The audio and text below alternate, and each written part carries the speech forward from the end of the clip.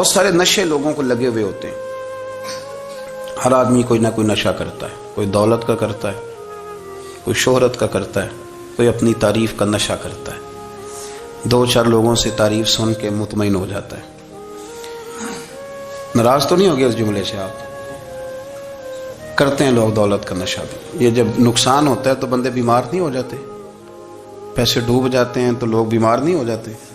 تو اس کا مطلب یہ ہوتا ہے کہ نشہ ٹوٹ گیا. اب بہک ہوئے ہیں نا تھوڑے سے تو کانپتے ہیں, تڑپتے ہیں, پریشان. نشہ ہی اسی طرح ہی کرتا ہے نا, نہیں ملتا تو پریشان ہوتا ہے. یہ سارے نشے ہیں, مختلف قسم کا نشہ. ہم مانتے نہیں اس بات کو, تسلیم نہیں کرتے, کیونکہ تسلیم کرنا بڑا مشکل کام ہے. اس کے لیے تو بڑی ساری چیزیں جو ہیں وہ دبوچ کے اور بڑی سارے رستے پھلانگ کے آنا پڑتا ہے. تو بڑا مشکل ہے ماننا, ورنہ کرتے ہیں ہم. ہمارا مزاج ہے. یہ گھومنے پھرنے کا, دنیا دیکھنے کا بھی ایک نشہ ہے. یہ بہت ساری باتیں کرنے کا بھی ایک نشہ ہے. گپ شپ کا بھی ایک نشہ ہے. دو چار لوگوں کی جب تک پگڑیاں نہ کھول لیں, بعض لوگوں کو نیند نہیں آتی. یہ غیبت کا, چغلی کا, بددیانتی کا یہ بھی ایک نشہ ہے. اس پر ملا رومی رحمۃ اللہ نے بڑا کلام لکھا ہے. وہ کہتے ہیں مانگ کے کھانے کا بھی نشہ ہے. مانگ کے کھانے کا بھی نشہ ہے. وہ کہتے ہیں کہ ایک بھیک مانگنے والی خاتون تھی, تو بادشاہ کے پاس بھیک مانگنے آئی, تو بادشاہ کو پسند آ گئی, اس نے شادی کر لی. اب اس کو عادت تھی بھیک مانگ کے کھانے کی, تو وہ کنیزوں سے کہا کرتی تھی کہ فٹافٹ نہ روٹی لے کے آیا کرو, میں 2-3 دفعہ مانگوں تو پھر لایا کرو. کیونکہ ایک نشہ ہے نا, تو میں مانگوں 2-4 دفعہ تو پھر. تو انسان بہت سارے نشے کرتا ہے, یہ مانتا نہیں. یہ موبائل, یہ فیس بک, یہ سارے نشے ہی ہیں. اپنی فوٹو لگا لینا, سارا دن اسی کو دیکھتے رہنا. اور بڑے بڑے سیانے بندے جو وزادار ہیں, بڑے وزادار لوگ ہیں, لیکن وہ بھی سنجیدگی کے قائل نہیں, اس طرح کے نشوں کا شکار ہیں. یہ سارے نشے ہیں جو ہم نے پال لیے. ہمارے صوفیاء, ہمارے بزرگ فرماتے ہیں کہ تم اس طرح کرو, اگر سارے نشوں سے بچنا چاہتے ہو تو سجدے کا نشہ شروع کرو. سجدے کا نشہ شروع کرو. یہ نا اقبال کہتے ہیں, عطار ہو, رومی ہو, رازی. آپ بات کو سمجھیں. عطار ہو, رومی ہو, رازی ہو, غزالی ہو, کچھ ہاتھ نہیں آتا بے آہ سحر گاہی. کہتے بہت بڑا صوفی ہو جیسے فرید الدین عطار تھے, بہت بڑا تصوف کا امام ہو جیسے امام غزالی تھے, بہت بڑا تفسیر کا استاد ہو جیسے امام رازی ہو. عطار ہو, رومی ہو, رازی ہو, غزالی ہو, پر کچھ ہاتھ نہیں آتا بے آہ سحر گاہی. اگر سویرے اٹھ کے روتا نہیں نا اللہ کی بارگاہ میں, اگر تہجد نہیں نہ پڑھتا, تو کچھ ہاتھ نہیں آتا بے آہ سحر گاہی. پھر اس کو کوئی چیز نصیب. میری بات کی سمجھ آ رہی ہے آپ حضرات؟ جب تک آپ سویرے نہیں اٹھتے, آپ اللہ اللہ نہیں کرتے, آپ کو نوافل کا چسکا نہیں, عبادت کا مزہ نہیں. فرمایا میری عبادت کرو, یہ شوق پیدا کرو, میں نے تمہیں پیدا کیا ہے. ہم لوگوں کے نشے, مختلف نشے, بڑا عجیب رنگ ہے. محفل کی صدارت کرنے والے بڑے پیر صاحب, بڑے القابات, اوہو, بیچ میں سے بندہ تلاش کرنے سے بھی نہیں مل رہا, اتنے بڑے لقب ہیں اس کے. لیکن وہ سج سنور کے 2.5 گھنٹے بیٹھا رہا محفل میں, اور نماز کا وقت آیا تو اس نے مختصر سی پڑھی, وہ نکل گیا. وہ ہلکے سے سجدے کیے. او اتنا بڑا عشق رسول نعت کا, او ہو کیا بات ہے. اور عشق رسول کا بہت بڑا پیغامبر, بہت بڑا مبلغ. وہ بیچارہ سمجھ ہی نہیں سکا کہ اللہ کے رسول نے فرمایا تو نماز پڑھ, میری آنکھیں ٹھنڈی ہو جائیں گی. تو یہ نشے کے عادی تو ہیں, پر حقیقت کے قائل نہیں. یہ بس ٹھیک ہے, خوابوں کی دنیا میں لوگ زندہ ہیں, پر جن کو یہ جو نشہ تھا نا عبادت کا, یہ میرے رسول پاک کی چاہت ہے, یہ میرے نبی کریم علیہ السلام کی. آپ دیکھیں نا, حضور مہینوں جا کے غار حرا میں بیٹھتے. کیا وہاں تبلیغ کرتے تھے؟ کوئی کتاب لکھتے تھے؟ رسول کریم علیہ السلام مہینہ رہتے غار حرا میں. کوئی نہ مجھے دیکھے, کوئی نہ مجھے ملے. حضور یہاں کیا ہے؟ فرمایا میں اپنے رب کی عبادت کروں گا. نبی کریم علیہ السلام نے سجدوں کے ساتھ پتھروں اور پہاڑوں کو آباد کر دیا, سجدوں کے ساتھ. آپ کا سجدہ آپ کو بہت ساری چیزوں سے چھڑا لیتا ہے, یہ بہت ساری جگہوں سے جھکنے سے بچا لیتا ہے. صوفیاء, اولیاء یہ کیا کرتے تھے؟ یہ سجدے کا ذوق ہی تو پیدا کرتے تھے. سجدے کا ذوق. شاہ عبدالعزیز دباغ رحمۃ اللہ تعالی علیہ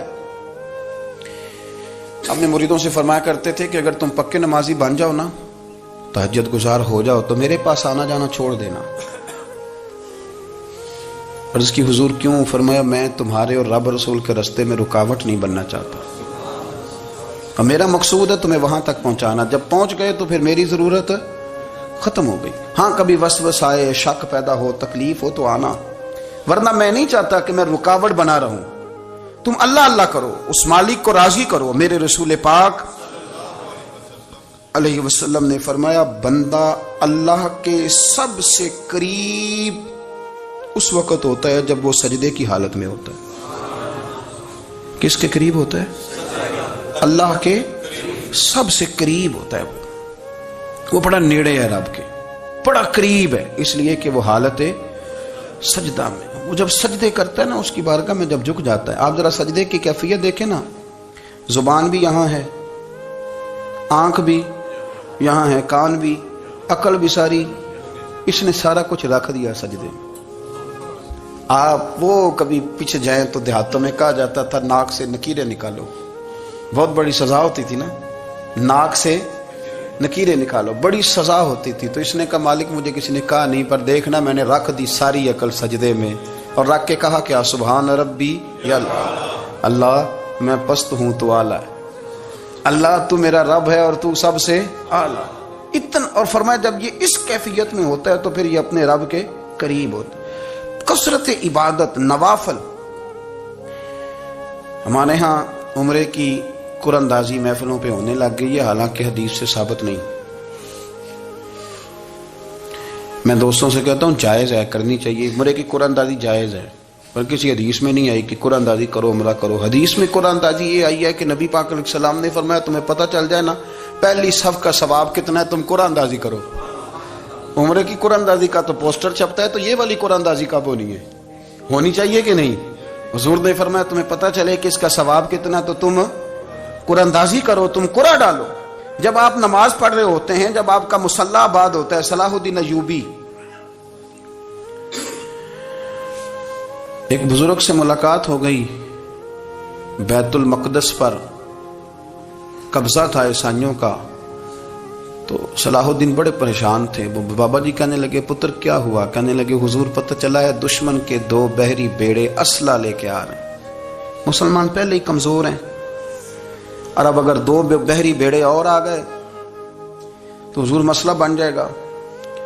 تو میں پریشان ہوں کہ کس طرح یہ کم مسئلے والی ہماری فوج ہے کیسے مقابلہ کرے گی۔ تو بابا جی کہنے لگے پتر اس طرح کرنا، آج رات تو بھی دعا کرنا اور میں بھی کروں گا، تو بھی دعا کرنا، آپ ناراض نہ ہونا، ہم تو پیروں والے ہیں، ہم تو پیروں کے نوکر غلام ہیں، ہمارا تو گزارا ہی نہیں، ہمیں تو ملتا ہے سارا کچھ وہاں سے۔ پر میرا سوال یہ ہے کہ تعویذ لینے جاتے ہو نفل کیوں نہیں پڑھتے؟ رات اللہ اللہ کیوں نہیں کرتے؟ یہ بھی تو ہمارے بزرگوں کا ہی طریقہ ہے، انہوں نے تو ہمیں سکھایا ہے۔ صلاح الدین ایوبی سے بزرگوں نے کہا کہ رات آج نا اللہ اللہ کرنا، تو میں تیرے لیے دعا کروں گا، تو بھی دعا کرنا۔ تو بندہ جب دکھی ہوتا ہے تو سجدہ کرتا ہے، تو پھر ہی تو مصلی بھیگ جاتا ہے، پھر ہی تو مزہ آتا ہے۔ سکھی بندہ تو کعبے جا کے نہیں روتا، دکھی تھے، تکلیف تھی، تو سر رکھا سجدے میں تو تڑپ گئے۔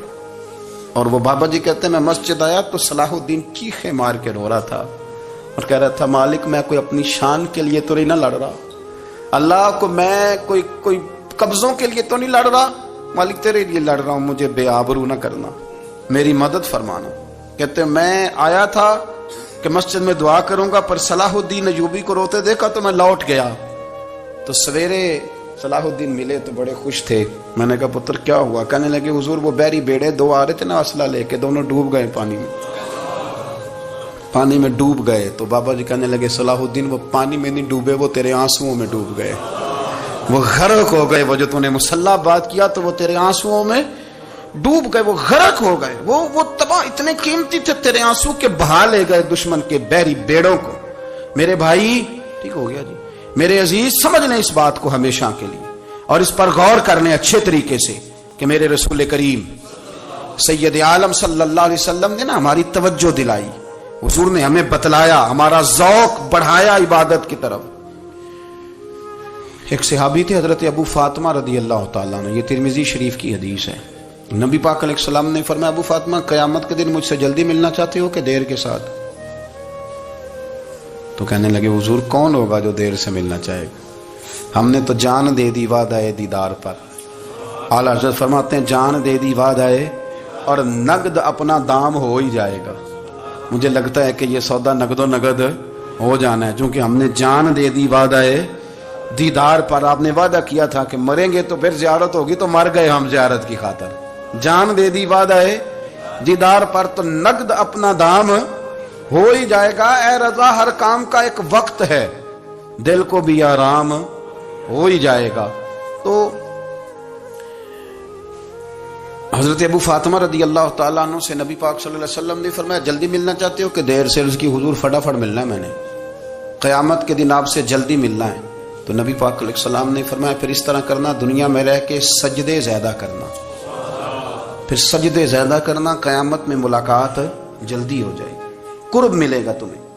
اپنے بچوں کے اندر دیکھیں نا، ہم شوق پیدا کرتے ہیں، ہمیں صحیح لفظ نہیں بولنے آتے پر ہم بچوں میں شوق پیدا کرتے ہیں کہ پتر ڈاکٹر بن جائے گا تو بڑا نفع کرے گا، تو لوگوں کی خدمت کرے گا، ملک و ملت کی خدمت کرے گا، تیرے ابا کا نام روشن ہوگا، تیرے دادا کی تعریفیں ہوں گی. ہم یہ ذوق پیدا کرتے ہیں.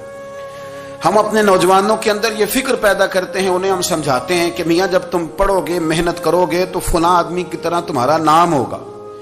یہ جتنا ذوق ہم بچوں کے اندر ان چیزوں کا پیدا کرتے، ہمیں حکم ہے کسی طرح ہم ذوق پیدا کریں کہ پتر نماز پڑھے گا تو اللہ راضی ہو جائے گا، تو سجدہ کرے گا. دیکھیں نا میرے رسول کریم علیہ السلام نے فرمایا 7 سال کے بچے کو مسجد لے کے جاؤ، یعنی اسے شوق دلاؤ، اس کے اندر یہ خاصیت پیدا کرو کہ اس کا دل کرے مسجد میں جانے کا، اس کے اندر یہ خصوصیات لاؤ کہ وہ ہمارے ہاں نا ہر چیز کو پروموٹ کیا جا رہا ہے، ہر چیز کو یعنی سر سنگیت سکھانے کے لیے اکیڈمیاں بن گئی ہیں، ہر شے پروموٹ ہو رہی ہے. عبادت کا جذبہ کم ہوتا جا رہا ہے، اللہ کا ذوق ہمارے اندر نہیں رہا. اور اتنا مشکل ہم نے اپنے لیے بنا لیا ہے کہ وہ بندہ جو بڑی زبردست مذہبی گفتگو کر رہا تھا اور تگڑی بات کر رہا تھا، کیا بات ہے، لیکن نماز کے بارے میں کمزوری دکھا جاتا ہے، نوافل کے بارے میں وہ چپکے سے نکل جاتا ہے.